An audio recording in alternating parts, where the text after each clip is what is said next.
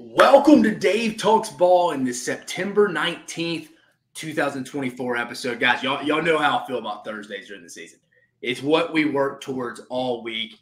Just starting to rewatch these games on Sunday. We're putting the previews out. For people who hadn't seen, I was just talking to our guest on the show this week. The first time, we'll get you off for just a minute. So the first time you see all these previews when we put it out starting on Sunday, Monday night, Chris Phillips, Cole Thompson, myself, I feel like those two do a phenomenal job breaking down these games. Again, I'm going to preview all of them for you this week, basically the main four games. But if you haven't got a chance to go catch those out, please go do. But tonight, it's prediction, folks. Prediction day. Thursdays, it's always prediction day. We love it. Four big matchups we're going to break down. We're breaking down the Tennessee-Oklahoma game. Obviously, in Norman, that's where I feel like everybody and their grandmother is at this week, which makes sense. Everybody's kind of circled this game when the SEC announced the schedule, I feel like 2 summers ago, before we even had dates, that the Josh Heupel homecoming to Norman. So we'll talk about that one. We also have our buddy Dave Hooker coming over from Off the Hook Sports. Will help us break down that game. We'll also talk about the Arkansas-Auburn game, Florida-Mississippi State. Who the hell knows about that game? That could go a ton of different ways. And then finally, we got Vanderbilt, Missouri. It's not going to be the undefeated showdown we thought, but still a conference game we got to cover. And speaking of our guy, Dave Hooker from Off the Hook Sports, dude, let me share the screen here. Let me at least pull it up myself. Dude is a prediction machine here, dude. Somebody tweeted Ron Collins. He says he's listening to Dave Hooker the rest of the way because listen to Dave's predictions on Tennessee's first 3 weeks. Check out the prediction in the final score here. Dave predicted Tennessee 63, Chattanooga 13. The final was 69-3. It's pretty dang close right there. Tennessee 52, NC State 17, 51-10, pretty close. And then the closest one he's got so far, Tennessee 70, the Fighting Nick Sabans and the Golden Flashes from Kent State. Dave said would score 3 points. They scored 0. They scored the big donut, the big goose egg. So I'm excited to see Dave's prediction here off the hook. Hey, one of the guys I've started to follow, recently found him. I started to recently follow him from Tennessee perspective. So glad he will be able to join us on the show tonight. Some other stuff to talk about. What are some potential narratives we could potentially be talking about after week 4? It may not be something Tennessee fans want to hear. It may not be something Auburn fans want to hear. And this isn't a prediction by me. Hear me out. This is just looking at it from the other side. What could we be saying after week 4? Then, as you know, it's money-making weekend. It's week 4 money-making weekend. I have 8 really good bets for you. But let's get right to it before Dave joins us. Let's get quickly. Well, let's get that. Let's pay some bills. Let's pay some bills. Game Time app, this show, the Dave Talks Ball show, about episode 8 or 9 here for us, is sponsored by the Game Time app. Download the Game Time app and use code SECU for $20 off your first purchase. Hey, if you're going to a game this weekend, whether you're in Norman, whether you're an Arkansas fan, you're trying to get last-minute tickets to the Auburn game, go use our guys at the Game Time app. I use them all the time. I just moved to Atlanta. I've already used them for a Braves game a couple of times. Make sure you're hitting all fees. So, again, you know how some of these apps are. They're going to think it's a $20 ticket. You end up paying about $60. So make sure you got all the notifications. You got the links checked and stuff like that. But, guys, this episode is again, brought to you by our buddies over at Game Time app. And go get your $20 off your first purchase. But let's get to it first, guys. Let's get to it. What are some potential narratives that could happen after week 4? Let's get right to it. I know our guy Dave's off the stage here. He may not like this one. Again, this isn't a prediction. You've seen my prediction for the Tennessee game. We've had it out. But Tennessee struggles on the road with Josh Heupel could be a narrative we're talking about. That could be a narrative we're talking about. Heupel would be 5-8 with a loss to Oklahoma and Brent Venables. It is 13 SEC road games going back to his first season in 2021, with 4 of those 5 road wins being at Kentucky and at Vanderbilt. And is obviously the biggest win he's had on the road is that, it was a noon, 11 a.m. local kickoff against LSU a couple years ago in 2020. That's kind of when Tennessee's springboard game to their 22 season kind of took off. A lot of people predicted them to lose to LSU going to that game. I think LSU fumbled a kickoff to open up the game. And then his bombs over Baghdad. I think Tennessee was up like 21-3 at half. Hendon Hooker, who was Jalen Hyatt. I think Brew McCoy had a big game as well. You'll see Brew McCoy on Saturday as well. But But if Josh Heupel and Tennessee were to lose this, I think that would be a fair talking point heading into week 5.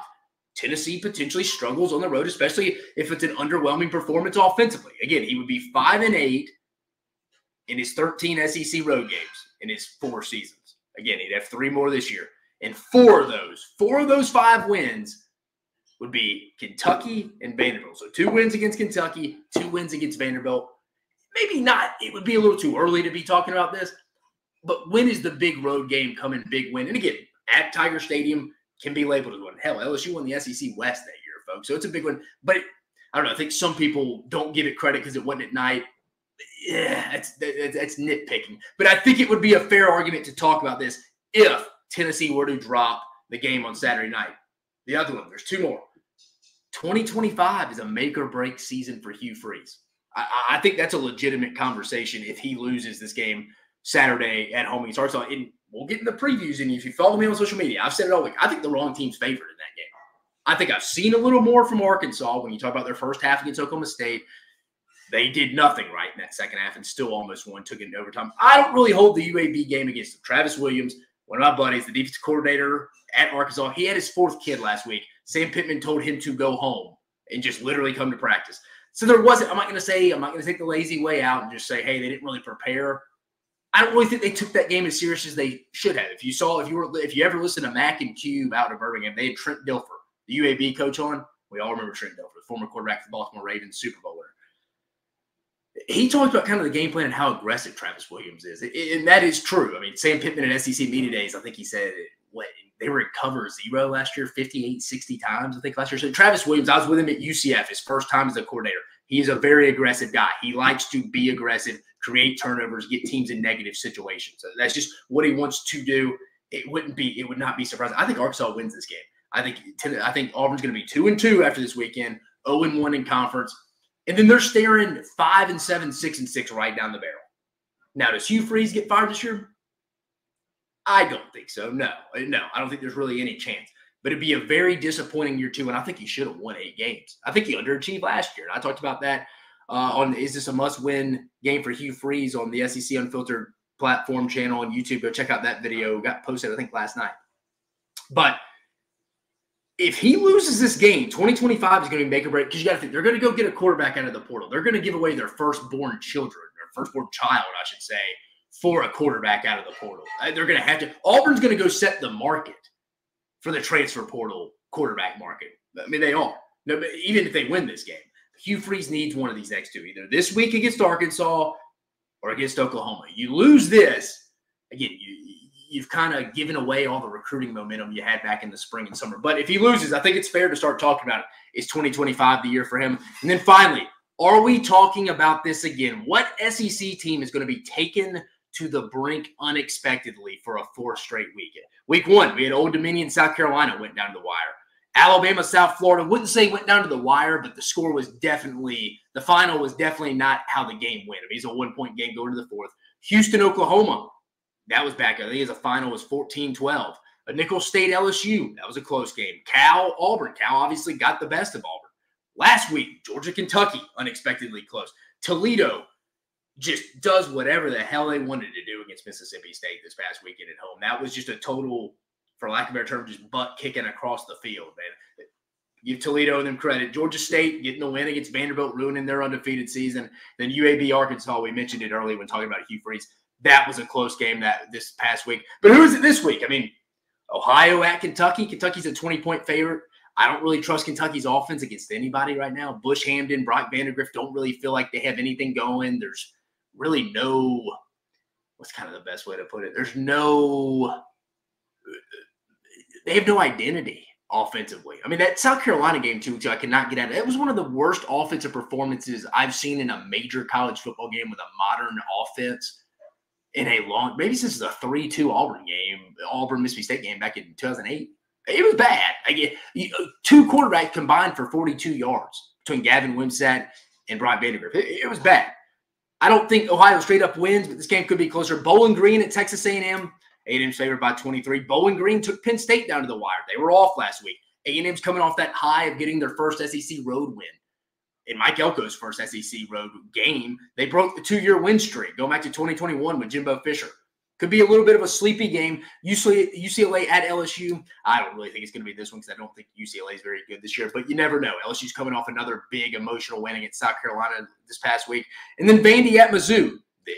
The conference game, we mentioned Kentucky to Georgia last week. That was close. I don't think this one will be, but these are the kind of the 4 games I would keep an eye on. Ohio at Kentucky, Bowling Green at A&M, and UCLA at LSU and Vandy at Missouri. Post in the comments, folks, who do you think potentially could be this, kind of scary game for an SEC team? There's been 1 or 2 or 3 or 4 in the first 3 weeks of the season, but narratives we aren't ready to discuss. Again, just recapping it, Tennessee struggles on the road. If they lose this game, Josh Heupel will be 5-8 in his 13 SEC road games, again, with 4 of those 5 wins being on the road at Kentucky and Vanderbilt. Hugh Freeze loses on Saturday. I think 2025 is a real hot seat year for him. I really do. And then finally, it's been done 3 weeks in a row. Like I just mentioned, who is the team this week? It gets taken to the brink in the SEC unexpectedly, either by an out-of-conference MAC team or maybe it's Vandy taking Missouri down to the wire in the 4th quarter at Faurot Field. But I told our guy we'd get him on here. We're going to preview this Tennessee game. My guy, Dave Hooker. Dave, it was a pleasure talking to you off there, man. I appreciate you joining us tonight. But, guys, Dave Hooker from Off the Hook Sports. Give him the follow at the Dave Hooker. Dave, tell us a little bit how you got – I love talking to you off there. Tell us a little bit how you got started, how you built Off the Hook Sports, background in Tennessee, just your background in the profession before we really get into this Oklahoma-Tennessee game. Sure. I started covering Tennessee full-time in 1998. That turned out to be a pretty good year. So when they won the national championship, I covered them for what was then WNOX radio. Now it's Sports Animal. And until 2005, then wrote for the Knoxville News Sentinel, worked for ESPN for a couple of years, and then I decided it was time that I wanted to go do my own thing. So here we are. I guess there's another Dave in town in the YouTube channel talking about SEC football. I do. I knew I liked you for some reason, dude. It's a very, very strong name, dude. I like it. That's right. Dave, let's get into it. Again, I don't want to keep you too long tonight. I appreciate you taking the time. But before we get into this game, what is a big surprise for you in the SEC so far, outside of Knoxville, outside of Tennessee? Like, what is a team, maybe a position group side of the ball that you're like, I was pleasantly surprised, or maybe even from a negative standpoint, you're like, yeah, they're worse than I thought? Well, that's a good question. I guess I would say 2 things, and they're both positive. Texas is probably a rung better than I thought. I thought they would be good, but I thought they would be the 3rd best team in the SEC, and that might prove to be true. But right now, if I had a pick, they're probably the best team in the SEC. If I were to do a power poll, which our Caleb Calhoun does that on offthehooksports.com. And then the other, I would say, again, is a positive. I like what I see out of Jalen Milroe at Alabama. That's fitting into a whole different type of offense. And most of the teams in the SEC haven't been challenged yet. So everything I'm saying could change in the course of just a couple of days. But I would say those would be 2 that stick out right off the top of my head. Yeah, no, you're right. We talked a little bit about it off air, talking about Alabama a little bit. I like the way they're using Jalen Milroe in the design run game in the interior. I think Bama's got one of the better interior offensive lines with Parker Brailsford, Jaden Roberts, and Tyler Booker, who's probably their most versatile guy across the board. I would agree with you on that one. But let's get into this one here, Dave. What is kind of the feel, before we go to Norman, what is the feel in Knoxville this week? Is it, I read some interviews who I think it may have been Omar Norman Lott or somebody, or Amari Thomas was talking about, like, Josh Heupel is not even brought up. This being a game, he's going back home. It's just kind of the next week. It's game 4 for Tennessee, SEC opener. What's kind of the vibe in Knoxville, though? Is it kind of on edge? Again, I know Tennessee's the favorite, but what are Tennessee fans' thoughts, your thoughts, just from a feel, just in Knoxville? I think there's a couple of different feels. I think there's probably a minority that believes good things are going to happen. And then because of what Tennessee has been through the previous decade plus, not just in football, But in basketball, they had a couple of NCAA scandals. The late Pat Summitt passed away after her incredible run. They call it battered ball syndrome is what a lot of people call it. And I think that some people are waiting for the other shoe to drop, that something bad's going to happen. I don't think that's the case, because one of the things I have learned that I didn't know earlier in my career, I was covering Tennessee during a time that they had a great administration all the way up to the top of the chancellor. So I don't care who your head coach is. If it's Nick Saban, who's the greatest coach of mine and your generation, I don't care if it's him or not. If he doesn't have the proper support of his athletic director, his chancellor, and on up the board, then it's not going to work out. So, Dave, who was the AD when you were? Was that Mike Hamilton? Yes, Mike Hamilton was the AD there. He made the really gutsy move of firing Philip Fulmer and bringing in Lane Kiffin, which I at the time thought was a good move. I didn't know Lane was going to up and leave after a year, and I certainly don't think Mike did. So I look at Tennessee right now, and I think their administration is strong. So I don't think there's impending doom coming, but there probably is 50% or more that's just waiting for something bad to happen. And you probably have to win a football championship for that to happen, but they did win a baseball championship, so maybe that number's a little bit lower than it was a few months ago. No, Dave, I think you're right. Danny White's done a phenomenal job, like you said, not only from the Big Three sport, but also building kind of like if you're familiar with the battery type thing. I saw they released those plans outside of Neyland Stadium to kind of have a battery, kind of a social type setting outside of Neyland Stadium that I'm sure will even be crowded for basketball and baseball weekends when it's not even football season. But you're right. I mean, I think Tennessee right now, when you're talking Big Three sports, again, this is a conversation for another day, but I think I'm going to say it, it's probably the best athletics department in the SEC. I mean, if you talk about, like you just mentioned, Tony V's a young cat. I think he's going to be there for a while. Tony Vitello just won a national championship. He's going to be there. I know Rick Barnes gets hell. I know Tennessee fans get a little tired of him. I think sometimes it's overused a little bit. And again, I don't think people were disappointed last year. You told me you won the SEC, you made it to the Elite Eight, could have beat Purdue, went down to the wire. Then obviously you got Heupel, who seems like he's rolling. Big year, in my opinion, for him. Big game this weekend.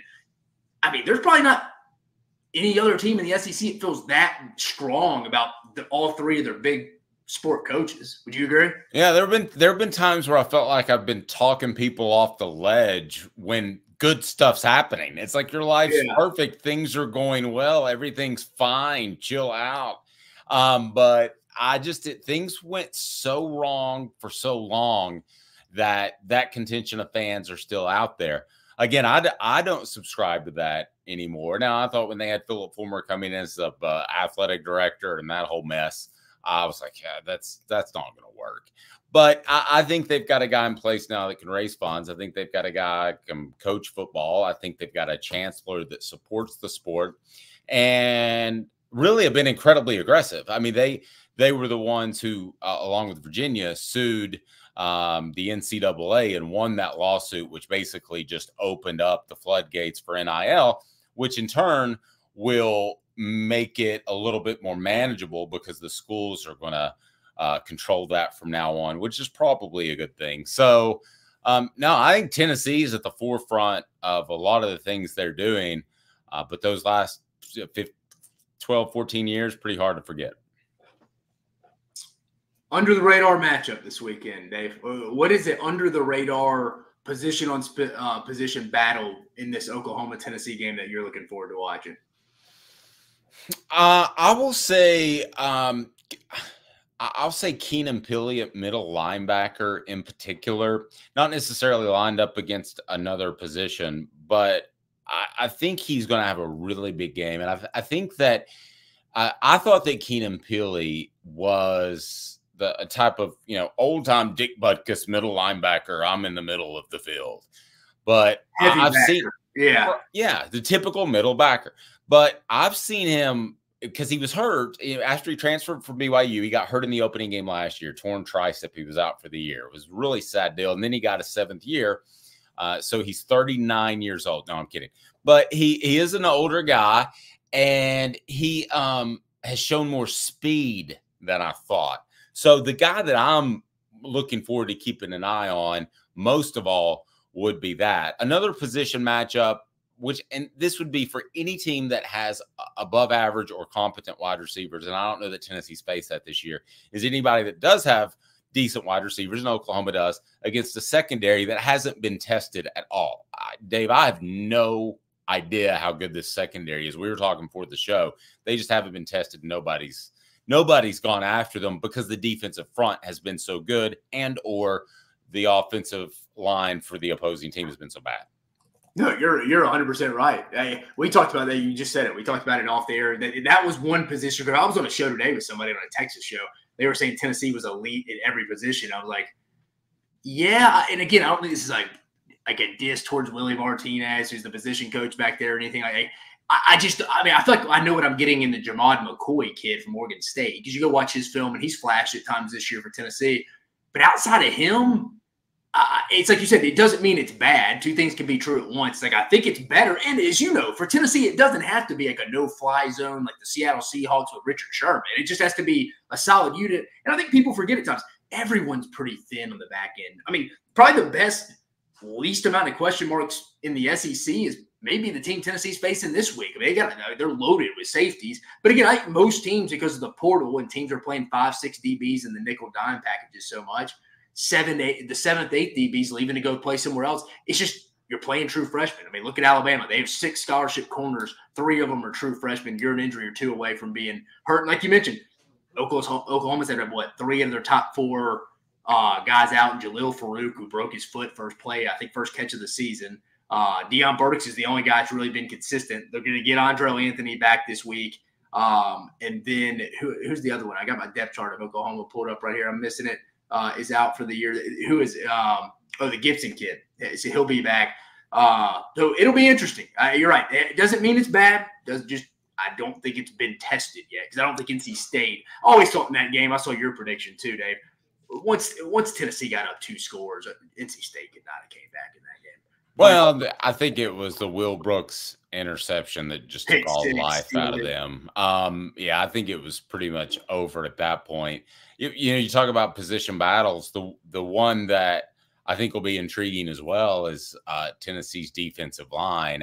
I think they're dominant and deep, but the more I think about it as the week goes on, they really haven't played much of anybody. Now, NC State was a difficult matchup because they ran a 3-3 in the box look. So that was a little bit more challenging, but I don't think they played physical monsters at all. And I don't think Oklahoma is an elite defense, but I think it's a good defense. And I think they'll be challenged a little bit more there. So, I think a lot of people going into this game think Tennessee's defensive lineman, because of their depth and the way they're able to rotate consistent players in, is going to be able to win the battle up front defensively. But let's see. I mean, UT Chattanooga was not good, obviously. NC State, after the interception you mentioned, it was over.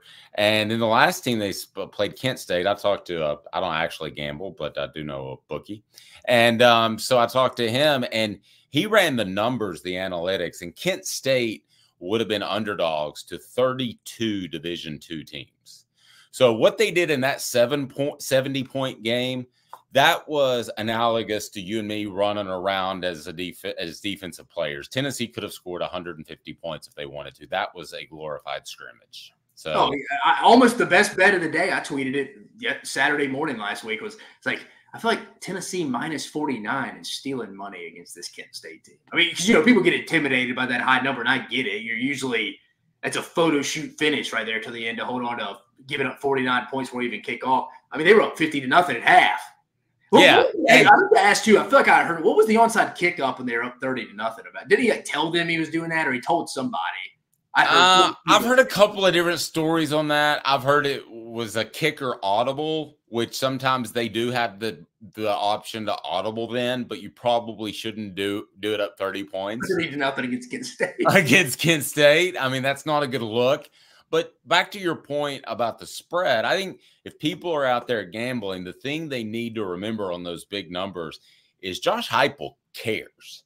And he can tell me he doesn't care about 350 yards versus 299, about a certain number of touchdowns at the end of the season as opposed to less. I mean, he cares about numbers and statistics and those sorts of things. So if he's got the ability to tack on a little bit of extra, he's going to keep his foot on the gas. That's very, I think, Steve Spurrier-like going back in the day. So that number, I'm the same way. Again, I don't gamble, but I do like to follow those trends. That kind of number scares me away from almost every other team in the SEC except for two, and I've covered both of them, Josh Heupel and Lane Kiffin. So you think if Heupel gets the chance to bury Oklahoma this week, he will? There's no question in my mind. There's no, I mean, zero. I mean, because I would pick this as a 35. I would have it as a 35-13 game. I think Tennessee would win 35-13, except for the fact that I think if it's that type of situation, Tennessee will be presented with the opportunity to tack one on. And I will go ahead and tell you, if that opportunity is there, no doubt about it, they will tack one on.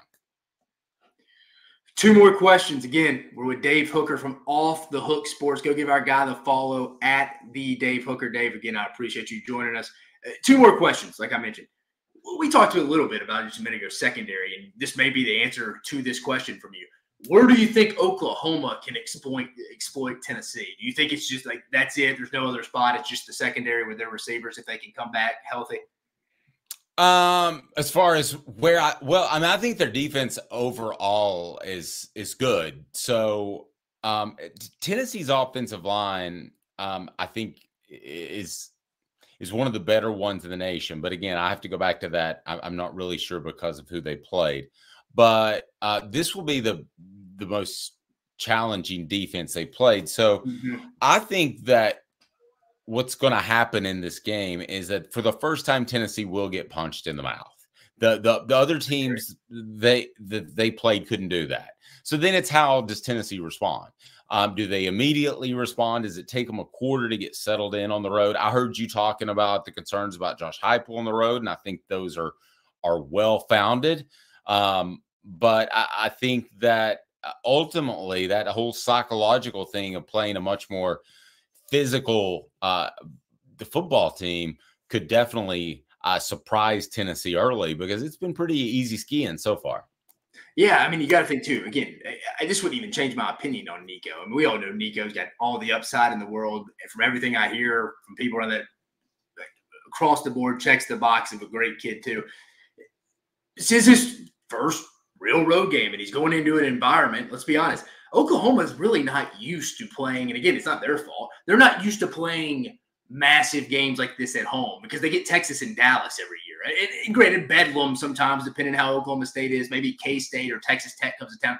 But this is probably the biggest home game for them since what? When Ohio State came in 16 or 17, I forget, or when Notre Dame came in 13. Something like, again, two non-conference opponents because the Big 12 just doesn't have those juicy matchups each year. And again, like I mentioned, their biggest rival – they play in the Cotton Bowl every year. First SEC game, hometown hero, former national championship winning quarterback coming. It's going to be some kind of vibe environment. There's no doubt about it. It wouldn't shock me if I will say this. I'll be a little surprised if Nico doesn't have a turnover in the first half. Again, I wouldn't judge him on that. It's his first road start. But I do think this is a very honest. The bet I like in this game is probably honestly Oklahoma in the first half. I could see that. I could see that. I mean, I could see Oklahoma in the first half. I do know that the idea behind Josh Heupel's offense, and I hate it when people say get off to a fast start because nobody says, I want to get off to a really slow start. I want to be really bad early in the game. So, but his idea is that you get up by a couple of scores and the defense plays vertically and attacks and attacks and attacks, and you hopefully create a turnover. You might give up some yards, but you create a turnover there. Getting back to the Nico point, I will tell you this. Of all the concerns that Tennessee fans should have, Nico should not even be on the list. Correct. I've heard so much about his maturity, his steadiness, that it's just not coach speak now. And I wouldn't be telling you this if other people have told me things off the record that led me to believe otherwise. I would also say going back to the Iowa game in the Citrus Bowl, I don't think he got enough credit for the fact that Iowa said, we're dropping everybody back. We're not going to give up those long passes, and you're not going to beat us like that. Now, if I'm a 19-year-old out there with a whip of an arm, I'm going to say, we'll see. But he didn't. He was very calm, calculated, took the stuff underneath, and they methodically beat the Hawkeyes, so what, 35-0. Yeah. So I know that's not a road environment. But I haven't been to Oklahoma. I've been to most of the SEC stadiums. I've been told it's not as daunting as, let's say, LSU, Florida.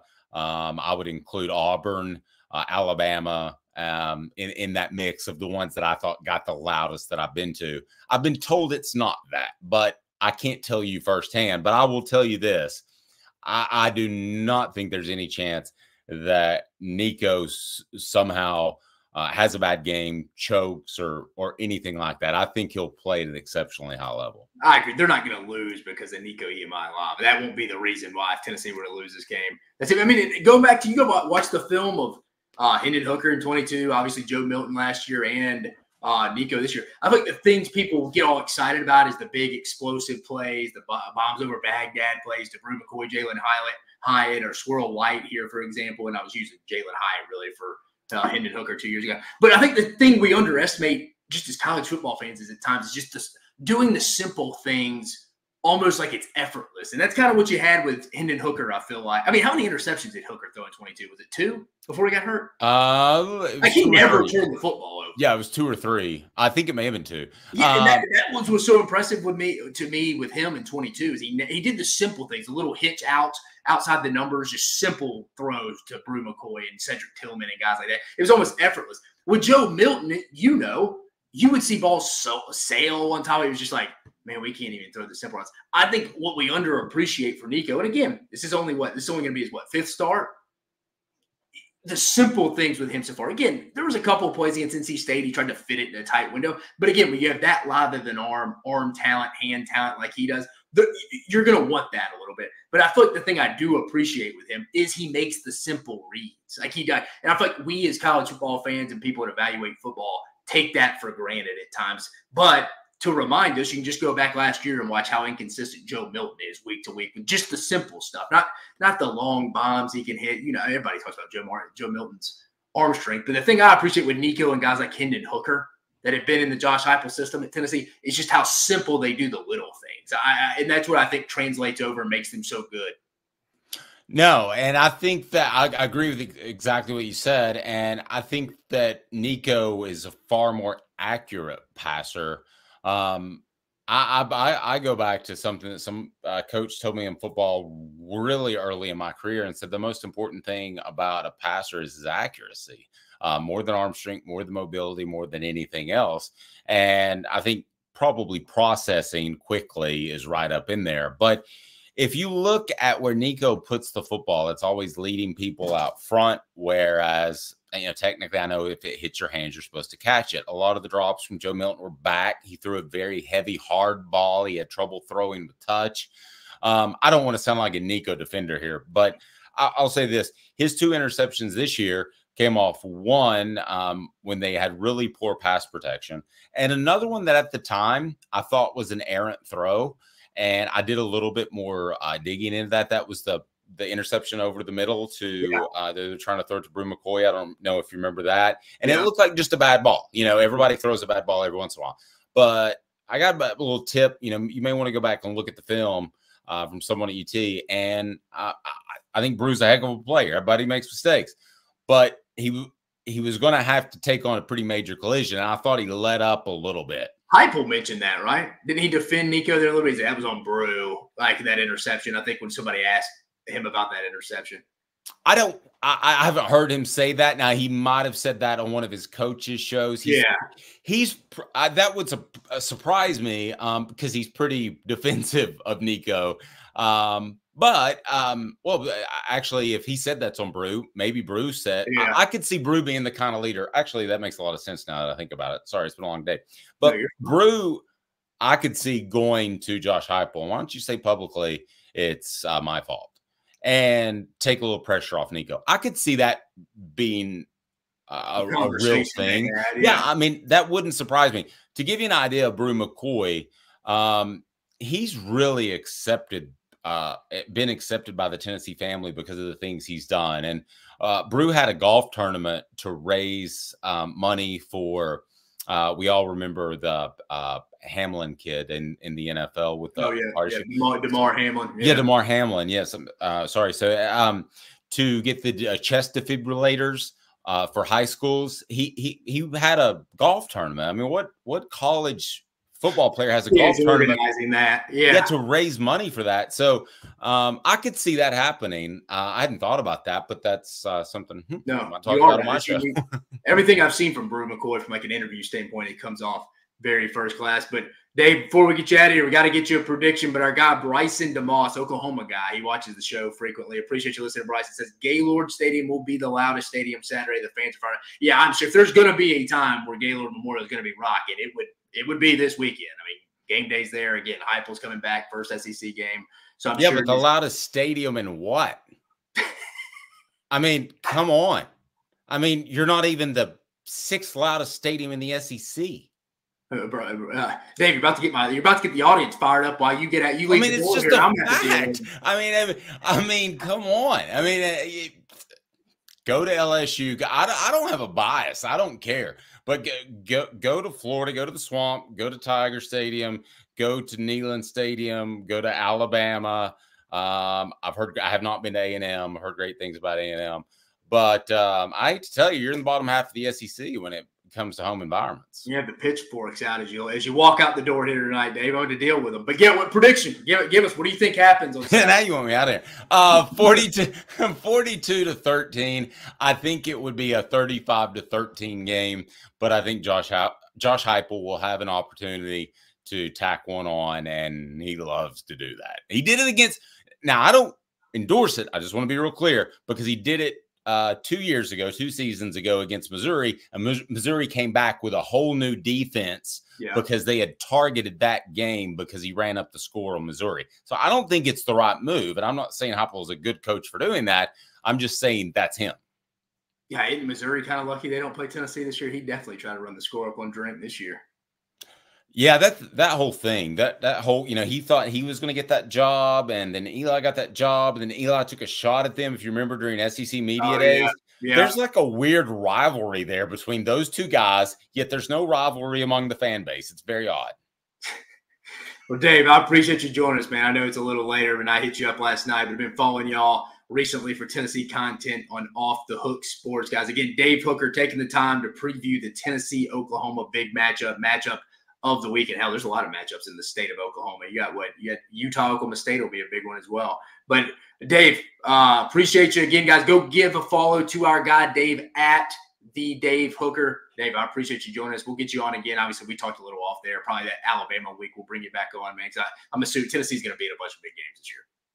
Yep. I certainly appreciate it. Keep up the great work, and anytime, just let me know, and I might hit you up as well. Perfect. Anytime, brother. Appreciate you, man. Have a good night. Take care. Later, brother.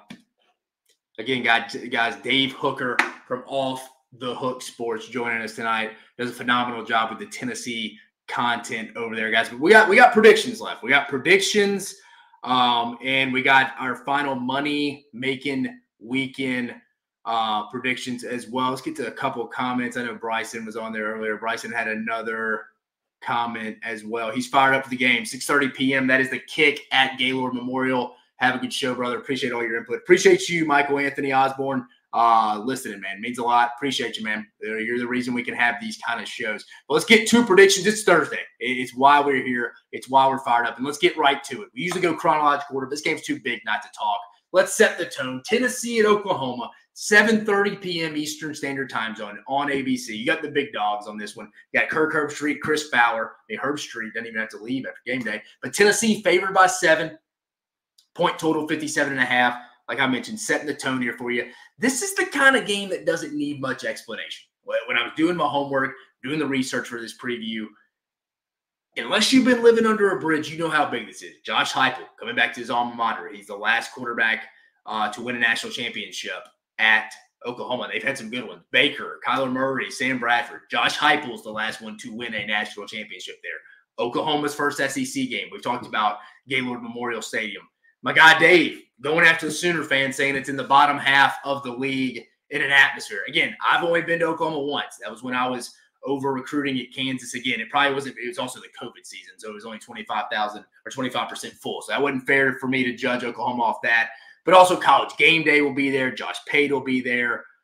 Ton of people there. Phil's storyline was like a very WrestleMania, like WWE setting up The Rock coming back for a month. He's on Raw, SmackDown, and then finally the big WrestleMania matchup. That's kind of what it feels like because we saw this 2 years ago when it was announced. And then it was the first game for both teams in the SEC, Oklahoma's first game. Give the SEC a golf clap for setting that one up. They don't always schedule great in all sports and baseball and basketball. They got this one right. But the Vols have been dominant through 3 weeks, outscoring opponents 191-13. I said all offseason, 2024 was the season I was going to judge Josh Heupel. Again, I always said Tennessee's floor under Heupel is going to be 8. But where is that ceiling? Is it 9? Is it 10? Is it maybe 11? I think this year is going to determine if it's in that 9 or 10 range. And it's going to start this weekend. I think I saw a show someone was talking who needs this game the most. I think Tennessee and Josh Heupel do because it's Brent Venables in them's first season in the SEC. If Josh Heupel and Tennessee win this one, they're setting themselves up for a legitimate playoff run. I had Tennessee losing this game in the preseason. I had Tennessee 10-2, but this is one of their losses along with Georgia. But it's pedestrian and banged up as Oklahoma's been on offense. I don't know if I feel that way anymore. I mean, you got a first-time starter at quarterback. All of it's not Jackson Arnold's fault, but he just looks real uneasy. And again, you've had that many people go in and out on the offensive line. They've had 3 different centers in 3 weeks. 3 out of your top 5 receivers have been out. Will Branson Hickman, the SMU transfer, play this week? Looks like Jarian Hatchett, he's out. It's just a lot of lack of continuity. It's not Bill Bedenbaugh's fault. I mean, it's not Seth Luttrell's fault, who also was the starting fullback on that 2000 team. You remember Seth Luttrell, North Texas offensive head coach, now the OC for the Sooners. That's another storyline in itself. So Oklahoma on offense has been dealing with a lot of injuries. Not the start they wanted. They're 3-0, but they have struggled against teams like Temple and Houston offensively. On defense, though, I've said it all offseason. I think I'm not saying Oklahoma's the best defense in the league. I'm saying they have the least amount of question marks at all 3 levels, starting at the defensive line, linebackers, and the secondary. They have a lot of guys that have played a lot of football in Brent Venables' defense. Add in Zach Alley, who's kind of his Glenn Schumann to Kirby Smart. Oklahoma's one of this will be Tennessee's biggest test potentially of the season when you factor in where it is and how good this Oklahoma defense is. But what's going to happen, folks? You know that's the next point in this prediction. Look, just mentioned it some. The chess match between Josh Heupel and Brent Venables and Zach Alley. It's going to be a blast. It's going to be a fun to watch. It's going to be a movie. It's going to be cinematic. And as we all know, Tennessee wants to run the ball at heart. Everybody says Tennessee wants to throw outside the numbers. And while that's true, Dave brought it up. They kind of like to get a fast start and then go attack you late. But they also run the football based just on the numbers it dictated, whether you have 5 or 6 men in the box. That's how they're determined. And like I mentioned, this could easily be Tennessee's toughest test all year from an offensive standpoint. Oklahoma, veteran defense, limited question marks. If Oklahoma can stop the Tennessee run game and Dylan Sampson, who's been phenomenal through 3 weeks as well, that bodes well for this Sooner team. And I say this to say, I do not think the Tennessee offense against Brent Venables is going to determine this outcome of the game. It's going to be something to watch. It's going to be the fun part to watch. But where this game will be won, I think, is on the other side. Yes, I mentioned it with Dave. I think Nico Iamaleava is going to struggle for a good amount of this first half. I would be shocked, like I told Dave, if there's not a turnover from Nico in this first half. And I love Oklahoma minus 3.5 in the first half. And that's not going to change my opinion on Nico. It's his first true road start. Again, when I was in college football, it's different on the road. It's a true us versus the world mentality, the world against us, whatever you want to call it. We're backed into a corner, and all we got is us. And it's usually all you need, honestly. The juices are going to be flying. The emotions are going to be high, but he's got to tone it down for a young cat. I expect him to struggle a little bit at some point in this game. If not, I mean, that would be unbelievably impressive.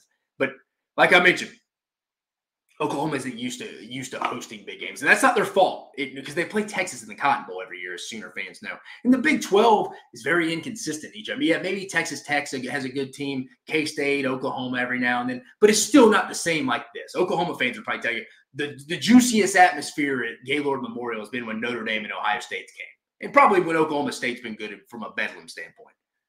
But this game is going to be determined. Who actually wins this game is going to be determined between this Oklahoma offensive line versus this Tennessee front seven. And this Oklahoma offensive line has struggled for most of the first 3 weeks of the season. And the Tennessee front seven is probably the best and deepest it's been in, call me crazy, the last 17 years, probably going back to 2007, when Philip Fulmer was there his second to last year, and they won the SEC East that year. That's how long it's been. I mean, think about it. With Derek Dooley, they had good offenses, terrible on defense. I mean, Lane Kiffin was there a year. Butch had one decent defense in 2016. There just hasn't been this depth. I mean, you got Omar Norman-Lott, Amari Thomas, Bryson Eason, the Simmons kid. I mean, on the edges, you got James Pierce, who's been a little quiet so far. You got Joshua Josephs. They're deep. Dave brought up Keenan Peely. But the offense has been good, and even Nico's been inconsistent. But the thing that puts me over the top of this Tennessee defense from a playoff standpoint is the depth on this defensive front. And then from an Oklahoma Seth Luttrell standpoint, do they try to slow the game to keep Nico and the Josh Heupel offense off the field? Or recently, their tempo's going up? If I'm them, I stick to what I'm good at offensively. It hadn't been a lot this year, but I'm not just changing what I'm doing. I think you go tempo. Tennessee's an explosive team. They can score from anywhere at any time. Don't overthink this if you're Seth Luttrell. Go with your bread and butter. Another thing to keep an eye on is this Tennessee secondary. Where does Oklahoma take their shots? Can they even protect to take shots? Because we mentioned it with Dave.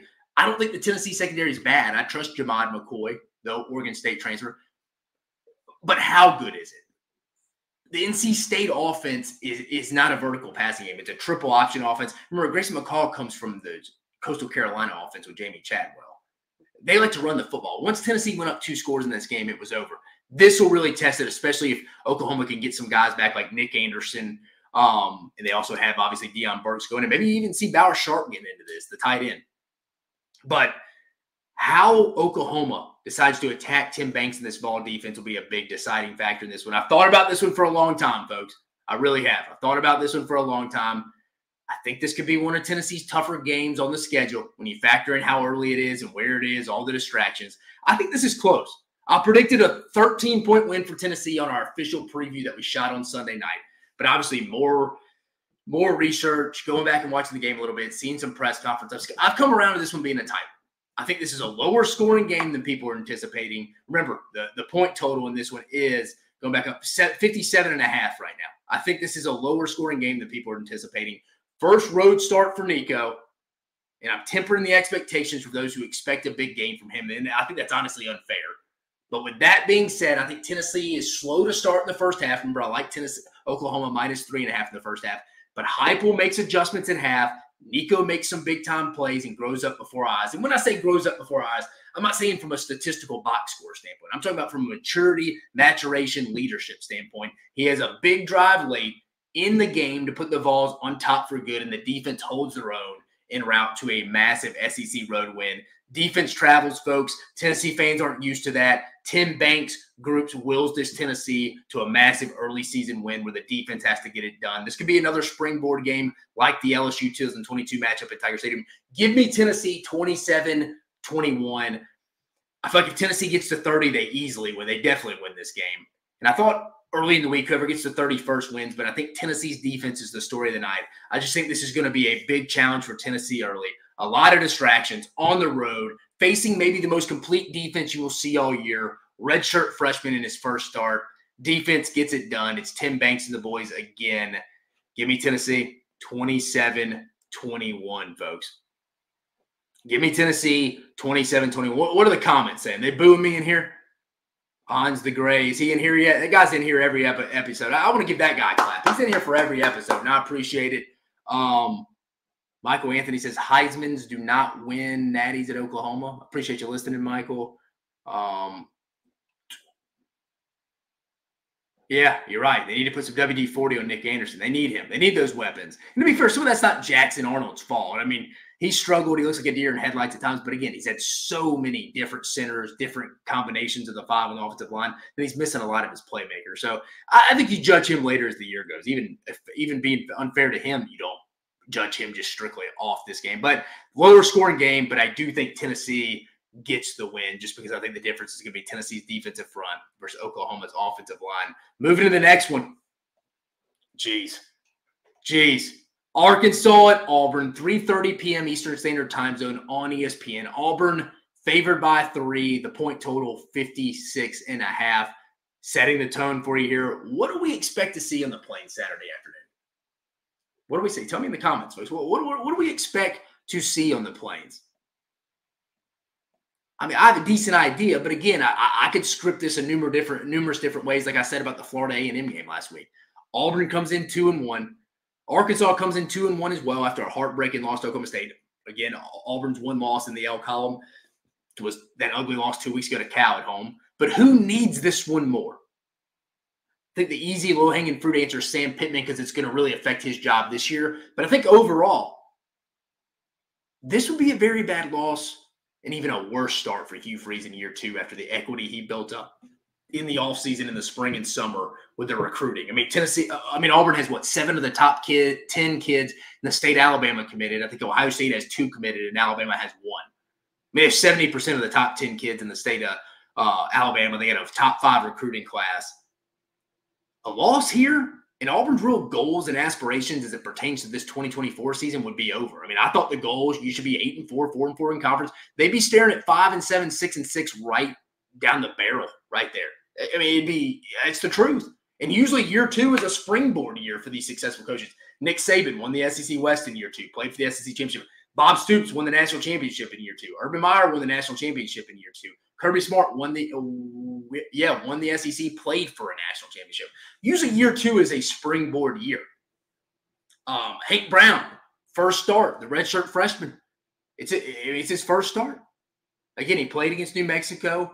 Not a very mobile kid. I think, again, I kind of somewhat agree with giving him a chance. But you mentioned Peyton Thorne. That takes out the zone read game, which actually was one of Peyton Thorne's strengths. So now defenses and Travis Williams, specifically this week for Arkansas, does not have to worry about Hank Brown really in the run game. And let's just be honest, folks. Auburn does not look good right now. It's not a good football team. Arkansas has looked good for about a game and a half. Critical under-the-radar game in the SEC this week. And I'm willing to say an elimination game to some extent.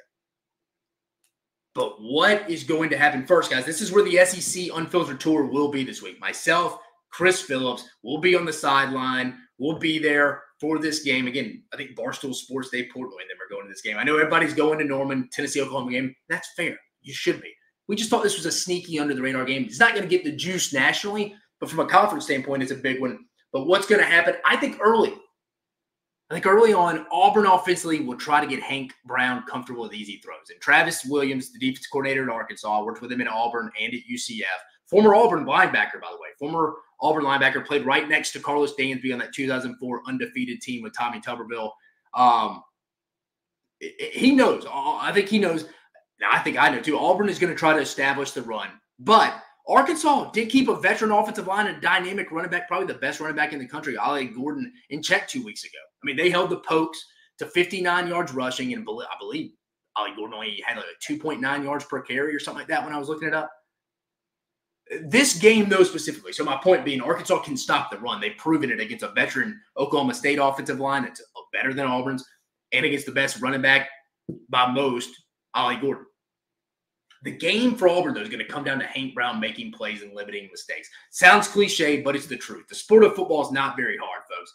First SEC start, who knows? Now, going to the other side, Bobby Petrino is going to have a hell of a game plan coming in, facing Auburn, DC, DJ Durkin. Now, remember, these two guys were on the A&M staff together last year. They faced off in practice. Now, some may say that was Jimbo's office. Bobby would probably tell you the same thing, at least from a terminology standpoint, but a conversation for another day. Like I said, fun fact, both these guys were in College Station last year for Jimbo Fisher's last year. And also, just like I mentioned with Hank Brown, can Taylon Green limit the dumb mistakes? We've seen his high plays. We've seen the floors a little bit. We've seen his floor. He's very comfortable throwing the football on the run, and that's where I would start him. I'd get him out of the pocket, get him comfortable and confident, and use him in the run game with Jaquindon Jackson, who used to be a quarterback himself. When I was in recruiting, Jaquindon Jackson's a Duncanville kid from Dallas. He was a quarterback. We recruited him as a quarterback. It's funny to see him just barreling people. Now, I had a massive game against Oklahoma State. But Auburn struggled last week with containing New Mexico quarterback Devon Dampier. And just with him getting out of the pocket, Auburn had a lot of busts because their corner and secondary players would leave their man and come try to chase down Dampier when he'd get out of the pocket. who does that sound like? That kind of sounds like a watered-down JV version of Taylen Green. And Hugh Freeze even said they need to improve that, and they're glad they got that on film. They can go back, bring that back to practice to their secondary and say, hey, you're going to face this again this week. And Hugh Freeze is exactly right. Taylen Green's going to present the exact same issues.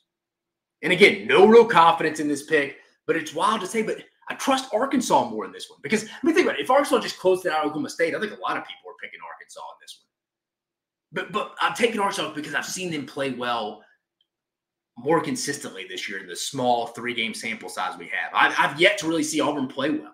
I mean, I went back and watched the Alabama A&M a little bit, but again, that's a SWAC team. It's tough to take anything from that. The gap between SEC teams and the SWAC teams are bigger than ever, and it's always been big.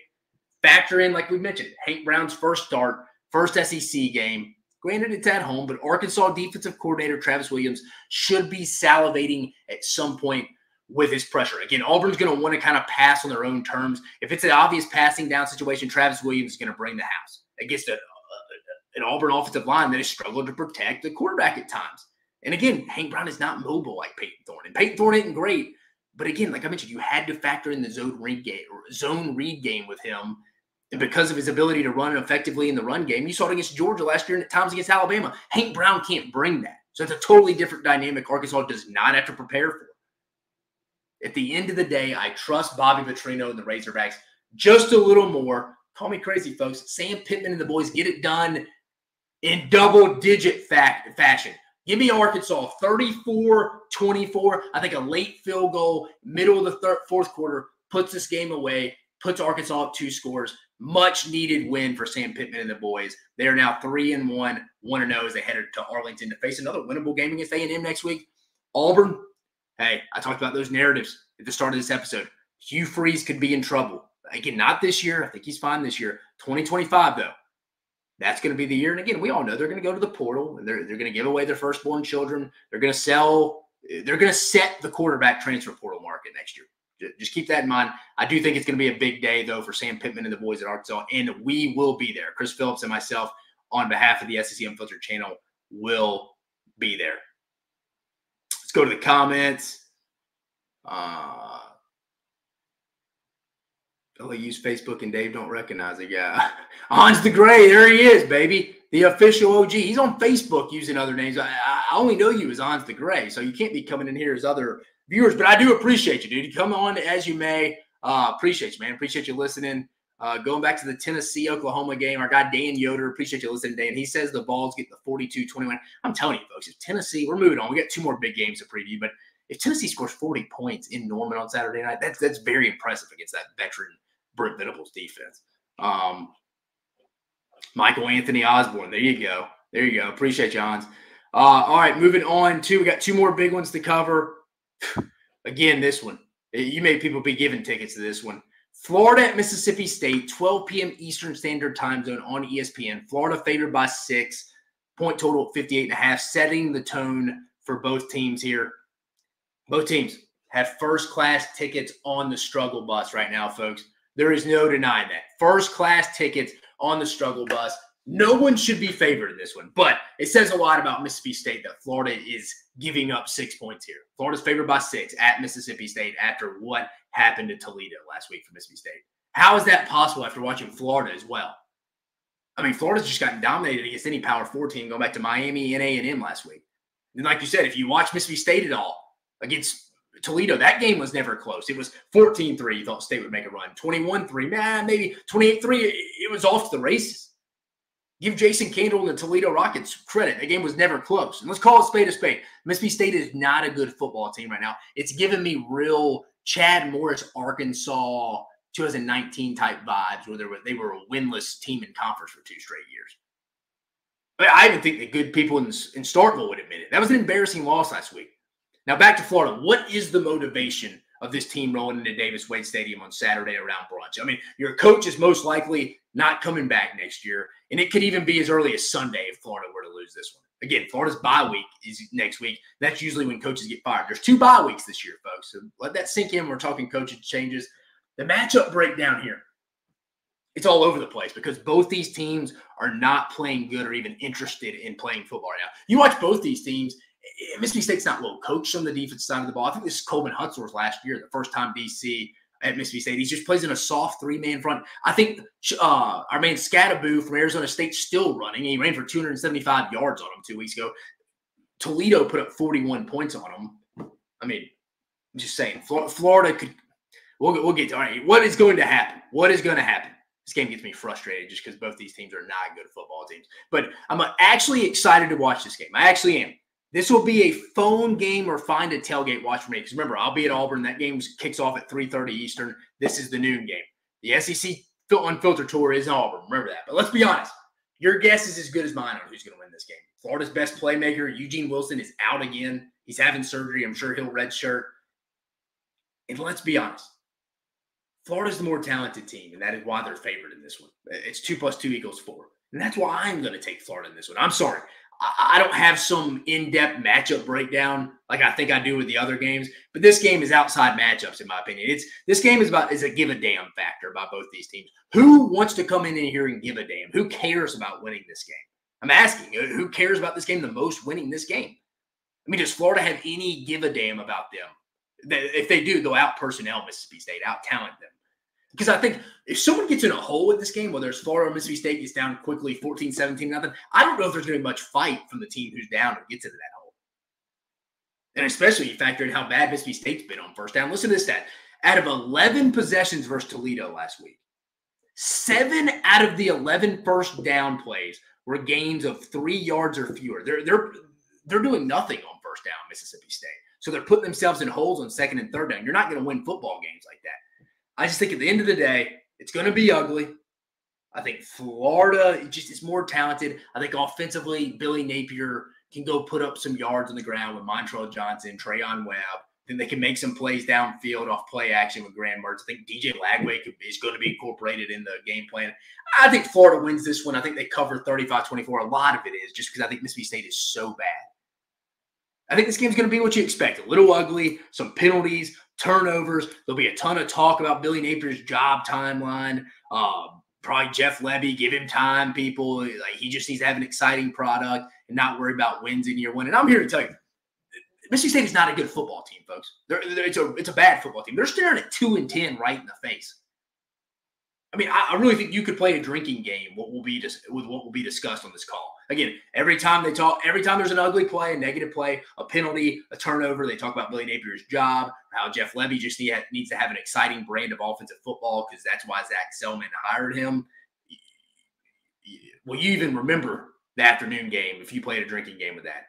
You could. It could be on the bingo card. But yes, I do think Florida gets the win. It's ugly, but Billy Napier survives another week. Give me Florida 35-24 with the cover. The last big game matchup before we get to the rest of the SEC. The SEC on SEC matchup here, folks. The third one. Vandy at Missouri. Missouri -20. The total 53.5, folks. The total 53.5 in this one. Vandy at Missouri, 4:15 p.m. Eastern on the SEC Network. Like I mentioned, Missouri favored by 20. The point total 53.5. Setting the tone. The juice behind this game was ruined last Saturday night at the TED at former Turner Field in Atlanta. Georgia State, Dale McGee and the boys defeated Vanderbilt 36-32. Vanderbilt had a late rally, and then Georgia State was up majority of that game. Vandy took the lead late, and then Georgia State went down and scored late to put it away. But ruining the undefeated showdown at Faurot Field on Saturday afternoon. Come on, Vandy and Clark Lee. But complete letdown for Clark Lee and his squad, and it got the best of me. I think that line against Georgia State was like 10.5. I said it on our previews. Like, it's a sleepy game because they're fired up. They already beat Virginia Tech. They beat Alcorn State. They want to get to 3-0 for this SEC opener. Looked like they were looking ahead a little bit. Again, Missouri, They're also not coming in off their best performance. But at the end of the day, they're coming off a top 25 win over a Boston College team in a first year with Bill O'Brien. If that's a bad day in Columbia, Missouri now, that kind of shows you the job Eli Drinkwitz has, this Missouri program. It shows you the direction Eli Drinkwitz has this Missouri program rolling. If they're just upset off not playing well, some penalties, getting some guys back for the first time off a top 25 win. I think Missouri has looked good across the board defensively with new DC Corey Bertoon. Remember, Blake Baker was the DC there last year. He's now at LSU. They went into last weekend not even giving up a single point all year. Granted, to Murray State and Buffalo. And they even had lapses last week, but they forced critical turnovers from Thomas Castellanos, the quarterback at Boston College. So I think the defense played well across the board outside of some penalties and some breakdowns, not getting calls in. If you go back and watch, that's what it seemed like. Also think Brady Cook still isn't quite there from a consistency standpoint for Missouri to maybe be a true contender left. It's almost like I say all the time. It's like Steve Kerr drawing up a great play for Steph Curry in the corner. Now, I'm not comparing Steph Curry and Brady Cook together, but he's missed Luther Burden, Mookie Cooper, Theo Weiss, some of these guys on some deep plays at the third level that you're like, man, when you're playing Alabama, when you're playing Oklahoma, maybe when you're even playing with Vanderbilt, even though I think Missouri has a much more athletic advantage against Vanderbilt secondary, you can't leave those points on the table. You can't leave the meat on the bone. That is something I'd watch with Brady Cook. Maybe I'm wrong and it doesn't hurt him, but it's just something that's sticking with me. But other than that, besides just some dumb mistakes on defense from getting a call in, penalties, and Brady Cook leaving some meat on the bone vertically, Missouri's had as good as a start as you could have asked in 2024. As I mentioned earlier, Vanderbilt coming in is a bit of surprise, really known for that big win against Virginia Tech in the opening weekend, but still disappointed in last week's performance. But speaking of it, give Clark Lee credit for making the call in the offseason, promoting himself to the defensive coordinator, and then hiring Tim Beck over from New Mexico State. And he brought in a couple of his other guys like Diego Pavia to run the triple option. And I appreciate Vanderbilt knows we can't go run the same offenses as the other teams in the SEC. We got to be a little different. And while everybody else is zigging, let's go zag. Let's be different. I want to give Clark Lee a golf clap credit for that. I know they're coming off a loss, but give him some credit. But what is going to happen? I think Vanderbilt will want to come in and establish the spread option attack with, like I mentioned, Diego Pavia. Now, Missouri may welcome that with open arms as they held BC, Boston College, in check last week. But this run game, this style is going to be a little different to defend, with essentially being a spread option attack and Pavia being that leading rusher alongside Cedric Alexander. But now the other thing that will determine this thing will be turnovers and third down. If Vanderbilt wins, if Vanderbilt wins, or this game is close in the fourth quarter, it will be because of this. Vanderbilt's defense has one of the worst opposing third down conversion rates in FBS, allowing 42.5%, which ranks 106 in the country. The Tigers are the opposite on the other end, though. They're looking at my notes here. They're the opposite looking at these rankings, ranking fourth in the country in offensive third down conversion rate at 59.6%. So I don't see that happening. But on the other side of things, the Commodores have only turned it over one time so far this year. And I think that's because they're running the football and shortening the game so much. They come in +3 in turnover margin. That's good for 14th nationally, and it's tied overall with Missouri, honestly. But I just don't think there's going to generate enough explosive plays for Missouri. I think Missouri has a massive advantage with their receivers against this limited athletic Vanderbilt secondary. Remember, Vanderbilt moved their starting inside linebacker to secondary in Taylor in this offseason. So there's not a lot of athleticism or speed. I think Eli Drinkwitz, Kirby Moore understand that. I just don't think Vanderbilt's going to generate enough explosive plays and honestly be good enough on third down to win this game. Give me Missouri something like 34-14 right at the line. That's a 20-point win. That's what the line is, and it's pretty much right at the point total. But give me Missouri 34-14. Again, Missouri's schedule probably a little tougher than we even gave it credit for going in. I thought they would cakewalk, and they should, into that game against Kyle Field, at Kyle Field. We thought Boston College would be easy. Again, first year head coach Bill O'Brien, he's done some good things with that offense. It was a challenge for Missouri. I think Vanderbilt's a little better than we gave him credit for heading into the offseason as well. Let's look at some other games. Let's go to the comments first. Dan Yoder, Florida is about to become the dumpster fire Tennessee was before Tennessee brought Danny White and Heupel showed up. True. They got to get their administration in line. They really do. They got to get the collective in line as well if they want to go win some big games. I agree with that, Yoder. I do agree with that. Looking at some other action around the SEC real fast. Let's pull up the banner. The rest of the SEC. What do we got here? We got Ohio at Kentucky, 11:45 Central Standard Time Zone kick. Yep, on the SEC Network. Kentucky favored by 20, over under 41.5. This was mentioned on maybe a game that the SEC could be on the brink of losing. I mean, we've seen it the first 3 weeks. I don't think so. Sandwich game between an ugly game against South Carolina 2 weeks ago, Georgia this past week, and then before their trip to Oxford to play Ole Miss, their first SEC road opener. I could see him sleepwalking a little bit through this. I just want to see some kind of identity from Bush Hamdan and Brock Vandagriff here. I do think Kentucky wins. I don't know if they cover. They just need a win. UCLA at LSU, 3:30 p.m. Eastern Standard Time Zone kick. LSU favored by 22.5. Over under 56.5. I like the point. I like the line here. LSU team total 40.5. I think LSU scores over 40 points here. UCLA's defense is bad. Remember, the Anton Lynn, the defense coordinator at UCLA, left to go across the street to USC, and he's done a good job with USC. And then, well, I mean, they did a good job against LSU. We'll see how they do in the Big House this week against Michigan, but they've lost that. I think LSU bounces back. They don't have a hangover game coming off that emotional winning in South Carolina because UCLA is not very good. I like LSU to cover this game. Bowling Green at Texas A&M. That's a 7:30 p.m. Central Standard Time kick on ESPN Plus, SEC Network Plus. A&M favored by 22.5. Over under 51.5. Mike Elko won't announce a starter.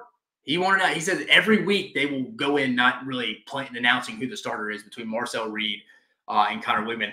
I think two things can be true at once. I think Connor Wigman has the most upside at the quarterback spot for them, but I also think at the same time Marcel Reed fits. He fits what Colin Klein wants to do. Remember, Colin Klein likes to run a quarterback. Again, I'm not saying run Marcel Reed in between the tackles, but if you go look at Colin Klein and do homework, he himself was a running quarterback between the tackles. He had Skylar Thompson, who's starting this week in the NFL. He ran in between the tackles. Will Howard, who is now at Ohio State, he runs in between the tackles. He's comfortable doing that. That's not in Connor Wigman's repertoire, I should say.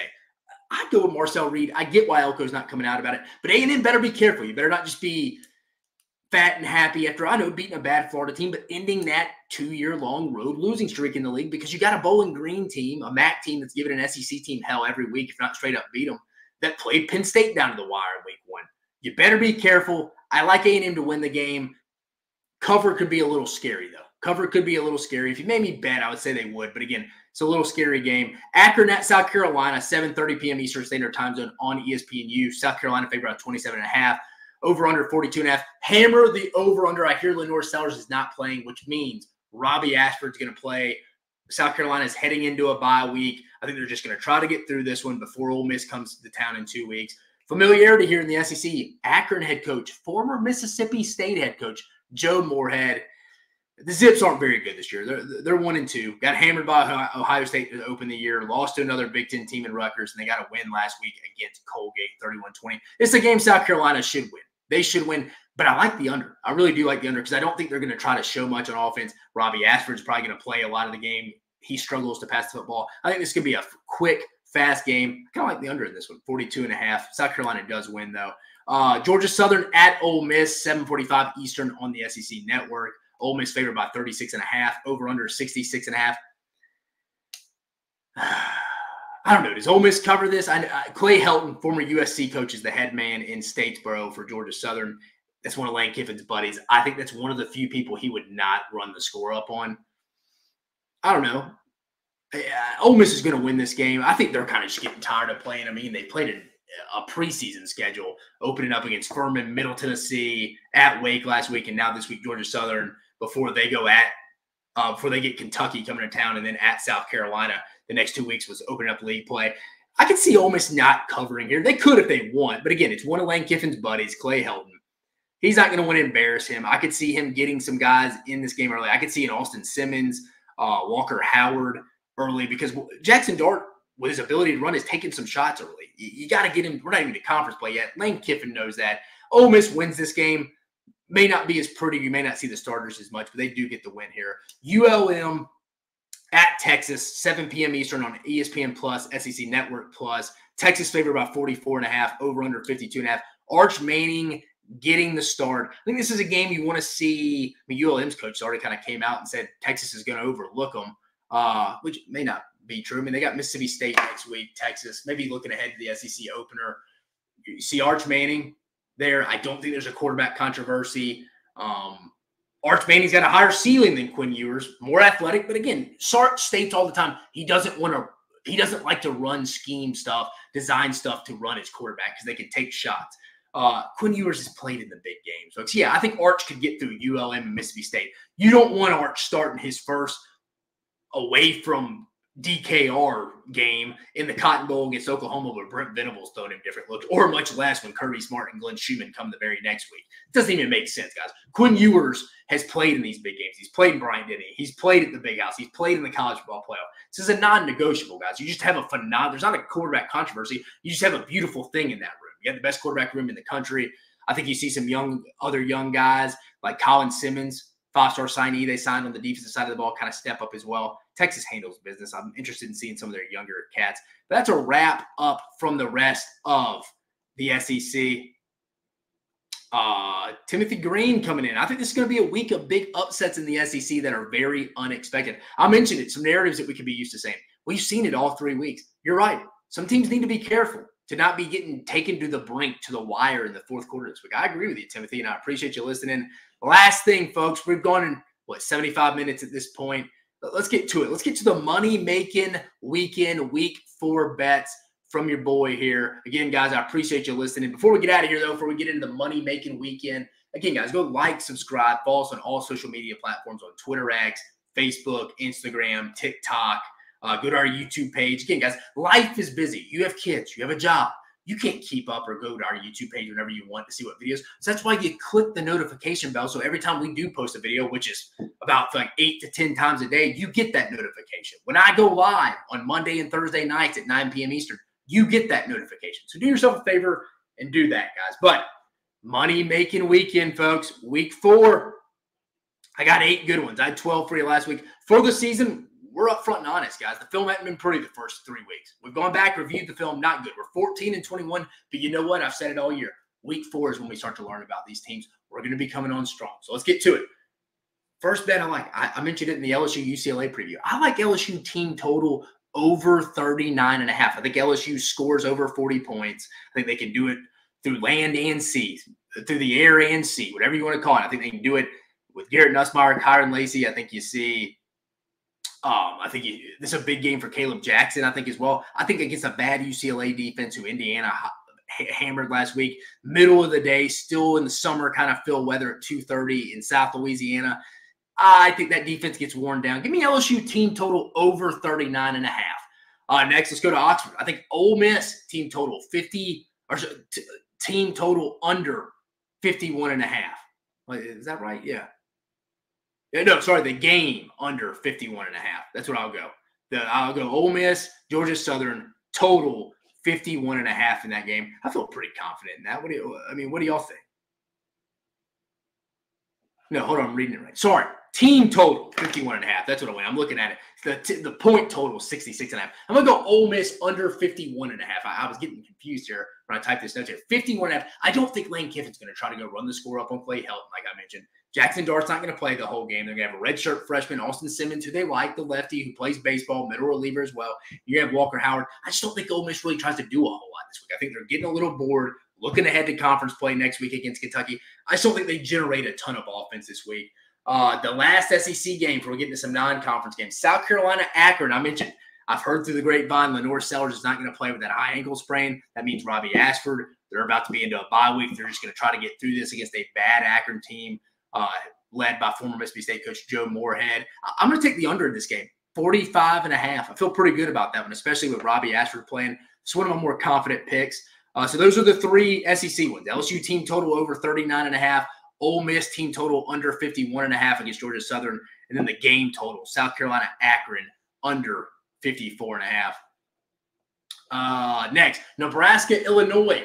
First half under 21.5. You notice I'm going these point totals, first half totals. I think it's a low-scoring game coming off a big win for Colorado. That's tomorrow night, by the way. I like both these defenses. I just think it's going to be a little sloppy in the first half with Dylan Raiola and the boys, Brent Bielema and them. Ryan Walters will have a good plan defensively. I think a low-scoring game in the first half. Give me Nebraska, Illinois, first half under 21.5. I like Washington State tomorrow against San Jose State. Team total, another team total, folks, over 34.5. I think Washington State, after the big win against Washington last week, I think San Jose State gave up, it's a Sac State, I think like 24 points. Now, granted, they didn't give up a lot against Kennesaw State in their last opponent, but I think Washington State's by far the best offense they've seen. I think it's a big day offensively for the Cougs and Wazoo. Give me Washington State team total over 34.5 against San Jose State. Kansas, coming off a big loss last week at home at Children's Mercy, playing their non-conference games that year because they're doing a stadium renovation, and they're actually playing their conference games, Big 12 at Arrowhead. Interesting. Fun fact. I like Kansas +2 at West Virginia this week. I think it's a big game for Kansas to get back. It's also a big game for West Virginia as well. I mean, Neil Brown could easily give. I mean, you lose the way they lost the backyard brawl against Pitt last week. That's a tough loss. They could get beat 2 weeks in a row. That Pitt loss could count too, because I think Kansas comes in there sleeping. I like Kansas to win straight up, but I like Kansas right now +2. Give me the Jayhawks. I think Jaden Daniels plays well in this one. Or Jalen Daniels plays well in this one. I'm riding the Hoosiers. I talked about it. I rode them last week, -3 against UCLA. They hammered them. Give me Indiana -28.5 this week against a bad Biff Poggi Charlotte team. I think this is the easiest bet of the day. Give me Indiana and Kurt Cignetti and the boys -28. Army, the Cadets, the Black Knights. Give me -6 against Rice. Rice is not a good football team. Give me Army. Army's a pretty good football team this year. I mean, Rice 1-2 got rocked against a bad Houston team. Their only win is against Texas Southern. They lost to Sam Houston State to open up the year. I like Army. I like the Black Knights in this one, -6 at home. I think this is a pretty good one as well. Then finally, I like Louisville, -6 in the first half against Georgia Tech at home. Louisville is the best team in the country that you can't name me a player from. That's how it is. I was listening to a show today, and they said the exact same thing. I'm like, you know what? You're right. I mean, they got Tyler Shuck, who came over from Oregon. They got a lot of transfers coming in. They are Corey Brooks, the receiver, transferred in from Alabama. They got a lot of players you don't even know, but they're a pretty solid team to look out for in the ACC. I like them to get the job done against not as probably good Georgia Tech team as we thought after week 0 when they beat Florida State. This is the most confident I've been in, guys, and it's why I don't have as many games this week. I picked 8 instead of 12 like I have been going. But money-making weekend, guys, write this down. I'm giving you a minute to grab a pen and paper so you can write these down, put these in your phone notes. Money-making weekend, week 4, folks. Here it is. LSU team total over 39.5 against UCLA. They're going to line up a bad Bruin defense. Ole Miss team total under 51.5 against Georgia Southern. Last tune-up game before league play starts with Kentucky for Ole Miss. It's Clay Helton, Lane Kiffin's buddy. Jackson Dart's taking some shots. They're just trying to get to conference play healthy, and he's not trying to embarrass his buddy. Under 51.5 team total for Ole Miss. South Carolina, Akron, under 45.5. Akron doesn't get much going against a good South Carolina defense. Robbie Ashford, full-time starter because Lenore Sellers with a high ankle sprain. They're going to let him rest up for 2 weeks for Ole Miss. I think South Carolina just tries to get out of this one. Give me the under 45.5. Nebraska, Illinois first half under of 21.5. I can see Nebraska sleeping this one in, coming off the big game against Colorado. Or sorry, I should say sleepwalking into this game. Dylan Raiola, I like Ryan Walters, the DC at Illinois. I think they have a good plan. Low-scoring game in the first half, 21.5. Washington State team total over 34.5. They have a big night tomorrow. We got 2 tomorrow. Like I mentioned, Nebraska, Illinois, Washington State, the late one. I think they score over 34.5 against the Spartans of San Jose State. Kansas, sleepy walking into Morgantown. This could be the loss for Neil Brown that eventually gets him fired. And maybe you start hearing Jimbo Fisher or Rich Rodriguez's name as the next guy in Morgantown. Give me the Jayhawks. I like them up in a money line pick, but give me the 2 points. Give me the 2 points. I like Jalen Daniels bouncing back, Lance Leipold and the boys. Indiana, -28 against Charlotte. Charlotte's a bad football team, folks, and Indiana is an improved football team. Give me the Hoosiers at home. Army, -6 against a bad Rice team. I like the Black Knights at home. And then Louisville, like I mentioned, the best team no one knows anything about. -6 first half against probably a little bit. We overestimated Georgia Tech team after week 0. Folks, we're going 1, 2, 3, 4, 5, 6, 7. Oh, sorry. We got 9, actually. I miscounted. We got 9. We're going 9-0 this week, folks. I hope you wrote those down. I will tweet it out tomorrow. But those are the picks. Money-making weekend. It's going to improve, guys. Again, even these teams don't even know what they're expecting week to week, especially the first 4 weeks. More films getting in. We're getting the conference play. These bets are going to go up, folks. These bets are going to go up. But, guys, I appreciate you joining us on this episode of Dave Talks Ball. We had our guy Dave Hooker come on, preview the Tennessee game. Got some Oklahoma fans fired up talking about how it's not a very hostile environment. Who knows? I think it'll be hostile Saturday. He thinks Tennessee pulls away, wins big, and he thinks Josh Heupel is going to pour it on if he gets that opportunity. We talk about narratives. What could we be talking about after week 4? I talked about Josh Heupel's road record. If he were to lose this game on Saturday, Josh Heupel would be 5-8 in 13 SEC road games going back to 2021, his first year in Knoxville, and 5 of those road wins being at Kentucky and Vanderbilt. 2 against Kentucky, 2 against Vanderbilt, the other one being on the road at LSU. 2025, if Hugh Freeze loses this game Saturday against Arkansas, Hugh Freeze's seat's going to be warm in 2025, and they're going to go hit the portal big. And then someone mentioned it could be an upset weekend for the SEC. What SEC team is going to be taken to the brink this week? We've seen it in week 1, Old Dominion, South Carolina. Week 2, Alabama, South Florida, Houston, Oklahoma, Nicholls, LSU, Cal beating Auburn. Week 3, Georgia, Kentucky, Toledo dismantling Mississippi State, Georgia State, Vandy, UAB, Arkansas. It's happened every week. Who is it this week, folks? And then finally, we broke down all the Big Four matchups from the SEC this week and the rest of the league as well. Remember, Alabama and Georgia are off this week before their big showdown in Bryant-Denny Stadium next week. And then finally, the money-making weekend picks, all 9 of them. We're going 9-0 in week 4, folks. We're getting that 14-21 record up. Guys, I appreciate you joining. It should be. People think this is a sleeper week. That's when usually chaos happens, guys. But for myself, Dave Shoemate, the rest of the guys at the SEC Unfiltered channel from the SEC Unfiltered family, hope you have a phenomenal weekend. See you on Monday.